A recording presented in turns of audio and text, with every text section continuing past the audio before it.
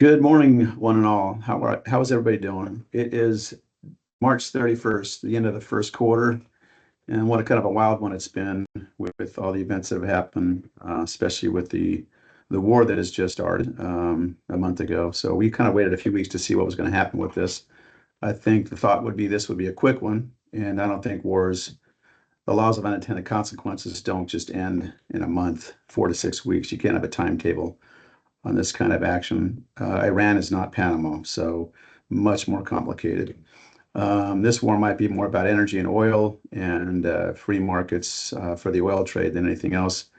The time will tell how this works out. Currently, the energy price spikes have been problematic for many countries. Ours, a little bit. Other countries, very, very severe rationing of oil in other countries that don't have easy supply to fuels. This week's newsletter is just really kind of titled Canaries in the Coal Mine. Canaries are probably the first designed for OSHA. And if you take a canary in a coal mine, and if it passes out, it means there's toxic, poisonous gases in the coal mine, and it's time to get out of the coal mine. So we've talked about many of these topics before. None have gotten better. So just some things we'd like to reframe for our clients and our constituents. So if you guys have questions on any of these topics, or you like more definitive a response in this kind of format, please shoot us your questions or concerns or a topic you'd like us to dive into, and we'd be happy to dig into it. Anyway, one of the things, the charts of this in this newsletter are going to be more about energy, especially energy production and consumption in other countries. One of the biggest kind of concerns that people should be paying attention to is our main economic competitor is China. And you can look at coal production in China, basically from the flat to just huge in terms of terawatt consumption and production of coal.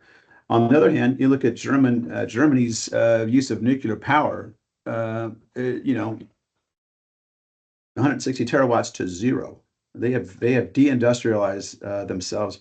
You cannot make a BMW or a Mercedes-Benz on a solar power plant. It just doesn't work. So they've really almost committed, financial suicide for their country.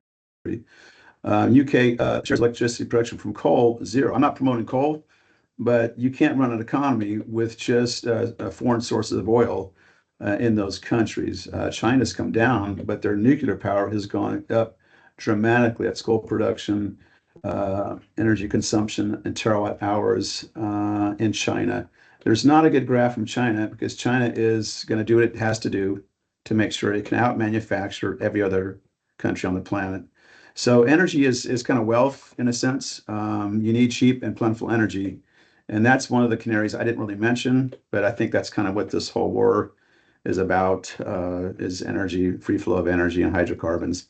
Unfortunately, it's just a byproduct of our modern society, and we need more of it, not less of it. I'm not promoting oil or anything else. But when you look at China, our main economic competitor, doing what it has to do to run its economy, we should be paying attention to what they're doing because that is who we're competing with. Anyway, I hope happy reading with this one. It's been a while, so we'll be talking to you guys soon. If you guys have any questions, let us know. 2 weeks to tax date, I believe. So if you have questions on taxes or IRA deposits, anything like that, let us know. Anyway, I hope you guys are doing well, and we will talk to you all very, very soon. Thanks.